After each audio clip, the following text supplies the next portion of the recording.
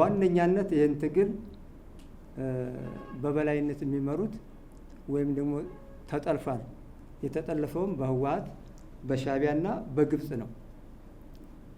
ከነኚህ ሰዎች ጋር ሆኖ የአማራን ጥያቄ መመለስ ይቻላል ወይ ነው።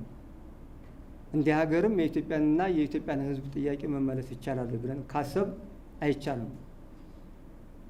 ህወሓትም ሆነ ሻዕቢያ ባጸደቁት ህገ መንግስት ነው እቺ ሀገርም እየተተራመሰች ያለችው፣ ህዝባችንም መረጋጋት የሚያቃተው።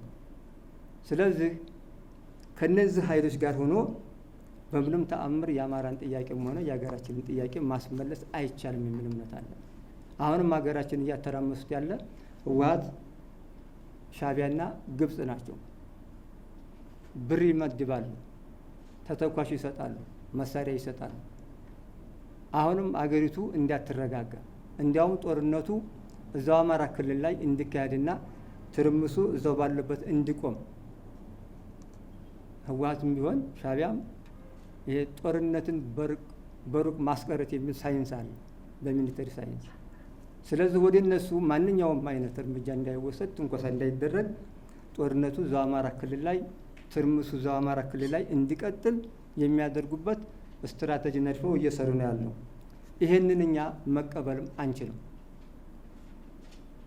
እንደ አማራ ምንም እንኳን በአማራነታችን ተደራጅተን ብናታግልም የኢትዮጵያን ህዝብና ኢትዮጵያን በመርሳት አይደለም። አማራን ከኢትዮጵያ ህዝብ ከኢትዮጵያ መነጣጠል አይታሰብም። አማራ ከኢትዮጵያ ህዝብ ጋር አማራ ከኢትዮጵያ ጋር ውህድ ነው። ለሰከንድም የምትለየው ነገርም አይደለም።